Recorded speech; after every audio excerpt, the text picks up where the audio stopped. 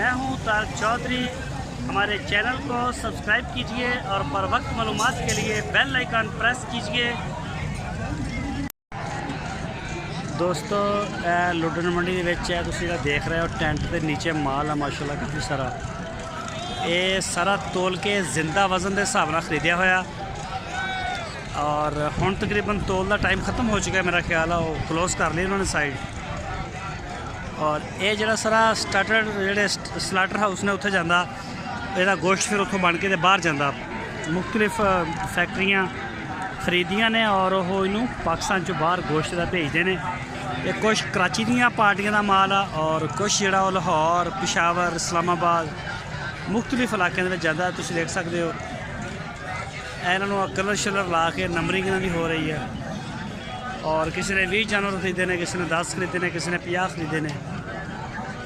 तो यह सारा जिंदा तोल के 180 रुपए तो स्टार्ट हो के 190 95 रुपए फी जानवर के हिसाब नाल जिंदा खरीदा बंदा। तो अगे जाके 220 30 40 50 मुख्तलिफ रेट ने उन्होंने।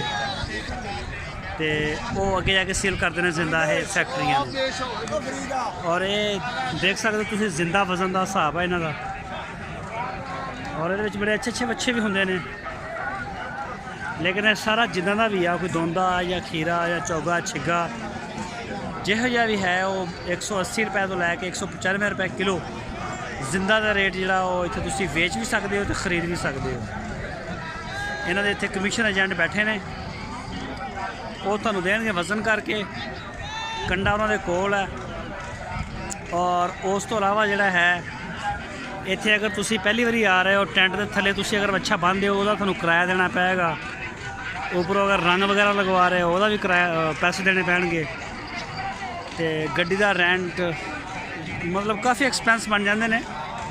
तो जो नए दोस्त ने ना उन्होंने मतलब ये दस रहे हैं कि ताकि उन्हें पता चल जाए। कई दोस्त ने जो साढ़े वो इंटरस्ट रखते हैं जिंदा नूं खरीदण या फिर जिंदा नूं सेल करने दे विच। और एक होर साइड पर भी लगता इन्हों का ये टेंट जहा। तो लेकिन डस्ट बहुत ज़्यादा उड़ रही है, हनेरी बड़ी चल रही है, हवा बहुत तेज़ है। इस वजह करके उस साइड पर मैं जावांगा नहीं, रश भी बहुत ज़्यादा हो गया। और इत्थों माल सारा जोड़ा इकट्ठा हो के फिर यह गड्डियाँ खड़ियाँ ने इस साइड पर, यह देख सकते हो। इन्होंने गड्डियों के विचों छोटियां भी ने, वड्डे ट्रक भी ने, मजदे वगैरह। ओहो देखी देखी देखी यार वे।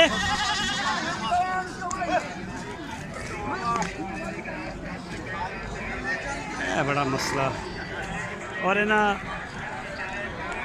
गड्डियों के फिर जोड़ा है मुख्तलिफ शहरों जो माल लै जाते ने। यह देख सकते हो कुछ माल आ भी गया। और यह गड्डियाँ तैयार ने, कोई लोड हो रही ने और कुछ अनलोड हो रही ने। यह बिल्कुल सामने ने,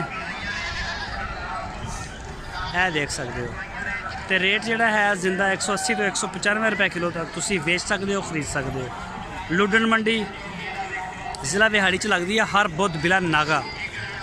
और विहाड़ी शहर तो 33 किलोमीटर, हासलपुर तो अगर कोई आएगा तो तकरीबन 24-25 किलोमीटर हर बुध मंडी लगती है। तो तुम आके इत्थे जिंदा खरीद सकते हो, बेच सकते हो।